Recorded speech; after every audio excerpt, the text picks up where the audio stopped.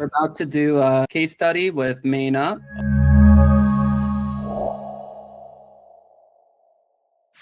I'm the founder. My name is Beowulf Urban. We are a small e-commerce brand in the hair loss niche. We've been around for just over a year now. We just scaled in December to 73K a month, which I'm super happy with it.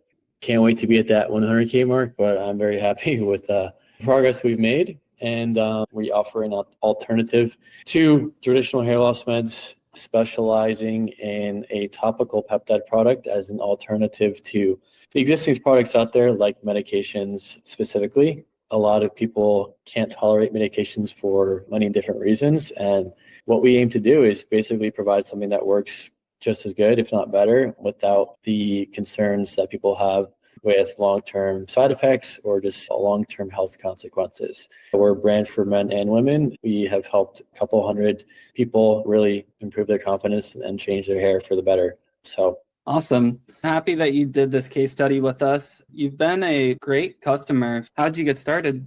great question. I got started basically, I was more in the drop shipping space. Hair loss is something I've dealt with. So I've been very aware of the market and the products. I also come from a sports and fitness background, and the peptide market is huge in that space. I don't think I mentioned this, but our big product is a topical peptide product. There's some crossover between those two spaces, and I really was able to identify a trend that I think is taking off now and take advantage of it. Yeah, that's awesome. Did you start the products and then use it to grow your hair back? Yeah, that's a good question. I've used a bunch of things over the years, and it really spurred out of curiosity for me, but also, using it on myself. And I was the beta. I was the person that tested it first on myself.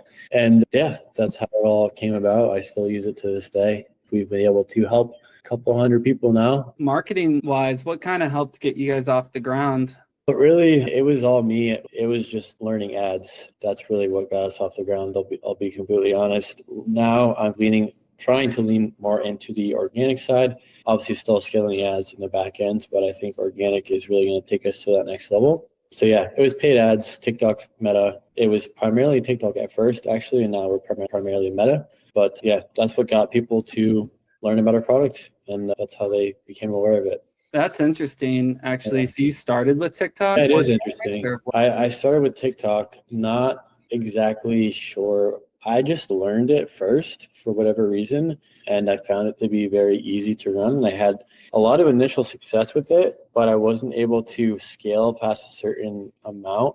And that might have been my skill as a marketer, as a media buyer, or that might have been just it wasn't the right fit on the platform.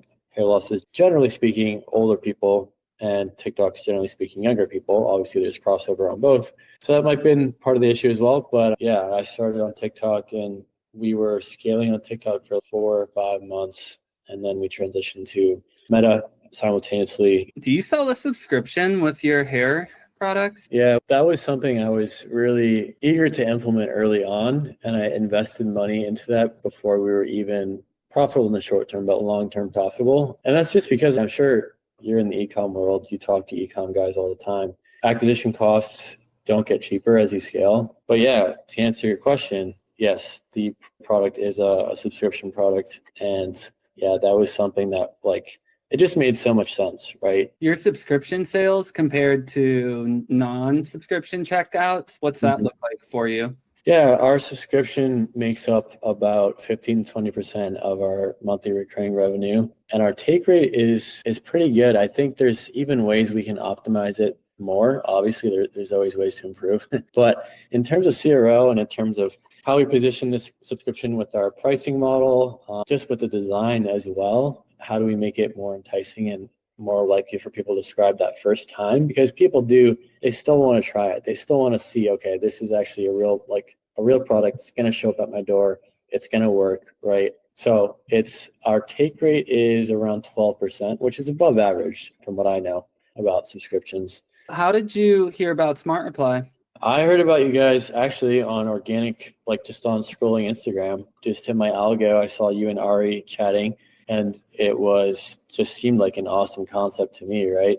Every single, whether you're an agency owner or a brand owner, you're dealing with the problem of monitoring comments which becomes infinitely harder the more you scale, because there's number one, the problem of it's a time suck. Number two, there's a problem of, okay, for me, our product's a little bit complicated. It's a very personal product. There's a lot of science that goes into it. There's a lot of explaining that goes into it. And so it's pretty hard to train a VA to answer the questions correctly and to really provide a great service to the customers. And so that's why SmartReply is just such a game changer, because I spent probably a few months monitoring all the inboxes myself. And then the AI is actually able to come in, learn from that, basically model its responses after that. And it's once we scale even higher, it's going to be improve as we scale, the more volume of touch points and conversations it has. So it's an amazing tool. And I was like, this makes so much sense. I'm surprised that no one else says it doesn't exist yet. And yeah, that's how I discovered you guys.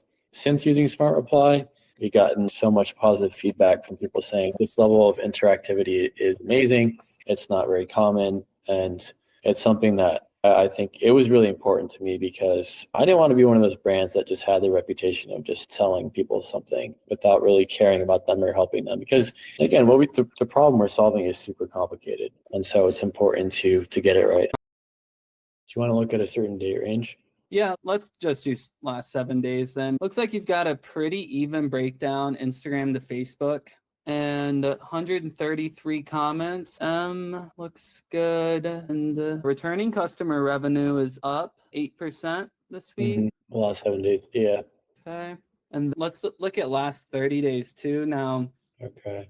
Other than selecting messages or comments for the AI to learn from, is there any additional way to coach or train the AI to curate better the messages? Overall, they're good. However, I can give you an example. Yeah. If you go into the message with Dean Osborne, so he made a comment on the page, and then we followed up with saying, hey, here's our pricing. And he probably also asked, can I use it alongside minoxidil, which for anyone out there listening is just a different hair loss product on the market. And we said, yeah, you can definitely use it for added benefits. Then he said, how much? Now, this is obviously an open-ended question. So me, if I was a human responding to this, I would say, hey, are you referring to how much minoxidil, or are you saying, what exactly are you asking? Can you clarify further? And we said, here are the prices. Is there a way to be basically for it to then ask a clarifying question on how much, what was he actually asking? You know what I mean? Yeah, so to do that, if you head to the message selector. Okay. Yep. Okay. And so there's no good example now, you don't think, of there a similar kind of conversation now? Well, there's a similar conversation in the sense that I've asked a clarifying question, what exactly are you referring to here, even in comments, but not in response to how, the exact phrase, how much. Do you know what I mean? All right, so there's two ways I would say to handle this. One is to even that one conversation. So if you open Dean, he's right here at the top, and then okay, so click on our original message and then click on him saying how much. Yep, click on this. Got it. Then it will probably add that to the very bottom. So if you scroll all the way down to the very bottom, okay. Yeah. It's going to be some scroll. Yeah, it's at the bottom. And then click add custom reply. Yep. Got it. Okay. That's helpful. Okay. Sweet. Save and close. Yep. Cool. So I can do that for any, can that be done for comments too, or just messages? Yeah.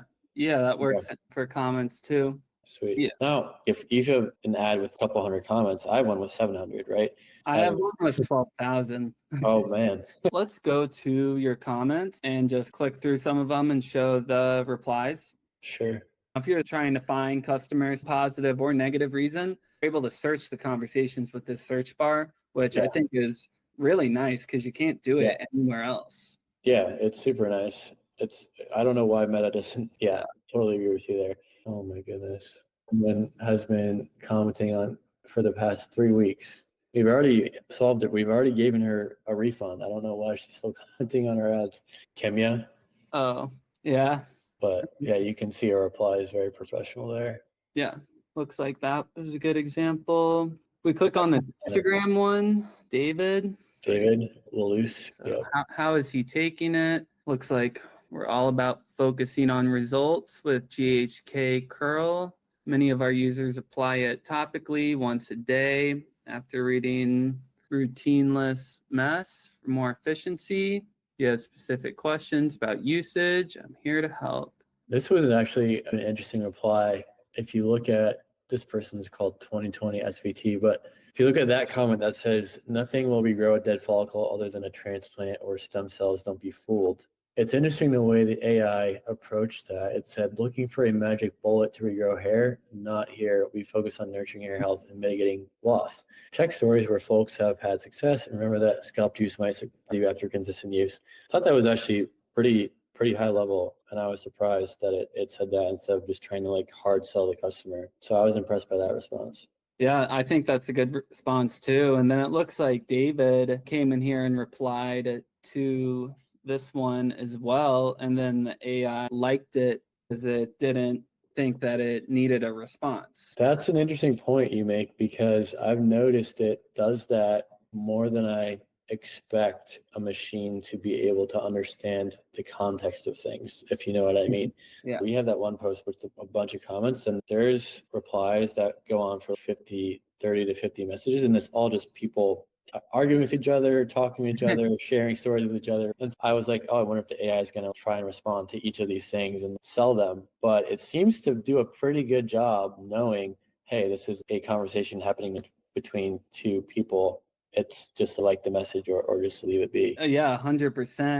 V1 SmartReply, that is how it worked. That was just how it was for a while. But when you would start looking at it and there's a reply to just every single comment, it's like too much. If you're doing it too much and you're not letting people talk between themselves, it could hinder people having those organic conversations, which is great for your ads, because Facebook is just looking at that as, oh, this ad is really engaging. Look at all these comments. Right. And your CPMs go down. And the comment like feature, I think it has went a long way. Same thing with mentions when someone tags someone else. And that's very common. If you scroll up a little higher, you can see Jean Pierre. This one was hidden. And a couple ones higher than that too. And this Jean Pierre, I don't know what he is trying to do. He's referencing, it's crazy to me how in-depth people will go in comments. It blows my mind. So I'll explain it to you. He is referencing a study we have on our website, which is, you have to really go into the website and read it. And he's basically trying to prove the point that the study doesn't prove enough for it to be noticeable in the mirror, essentially, I think is what he's trying to argue. I don't know why he's taking so much time out of his data just to say that. And again, the study was for 3 months. So it's stupid. People love hating in the comment section, and it's like your comment section, you're spending hundreds, thousands of dollars a day on this ad, and you don't want a lot of people in here just, guy must not be happy with his home life or something. No, a lot of people there and type out that massive comment. I'm pretty surprised. It could have been the AI, but it might have been me. But if it was the AI, I'm very impressed that it was able to diagnose that this was like basically somebody trying to on the product and the study. Yeah, it was. There's a couple examples here. Nothing works. They know it. We know it. Save your money. Snake oil. That's my favorite. Just like BS. That's got to be the most popular hate comment out there, is versions of people saying bullshit. They'll put spaces in between the letters if they type it out, or like put in periods because of keyword tools. Maybe you have BS and keyword tool, because in this massive one, there's nothing here. If you did have keywords and that's all you were using, there's nothing in here that would even make sense as a keyword, I don't think, because there's like a lot of science, but the AI is able to be like, oh, wait, this person is talking crap right now, and still pick that out. And the moment that it's commented, we get a webhook and it's gone immediately. You can always tell that they're hidden. They look faded. And if you click the 3 little dots, it would say unhide. The only thing that gives it away, really, even as a human, even as me, as an expert on the product and the studies, because I've created the whole entire thing, right? Even me reading it, like, it's hard to follow what he's saying. A, because like you said, it's a lot of science and statistics and diagnosis, but B, because there's like typos and it's just weirdly put together and worded. The only thing that stands out is him saying, let me save you the trouble, you get what you pay for. That's probably what did it with the AI. But again, super impressive. It's also really hard to catch them if you're a human doing it, because if it's a reply instead of an original comment, often just goes unnoticed. And just full transparency, I would have paid for this tool if it were just removing bad comments. I think it's honestly worth that. So it's incredible. Yeah. Yeah, that was OG feature that inspired all of SmartReply is AI comment removal. Yeah, when you're running ads, it totally matters. And you'll watch your ads like no bad comments and they're like going up like this, you're making money. And then some people have a bad day. They've never used your products. They decide to be like, oh, this doesn't work.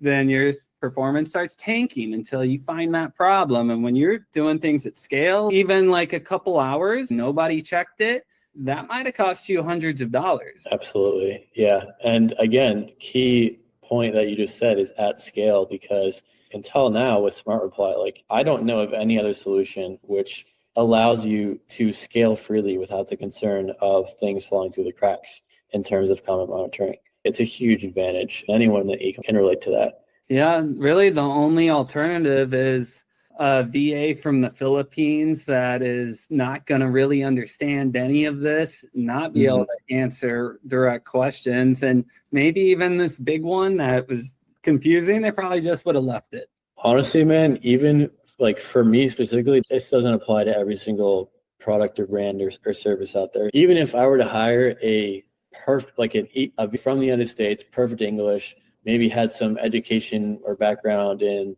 medicine or health, I still don't think that they would be able to monitor the comments properly. I honestly don't. It's just my product is so specific and so niche and complicated.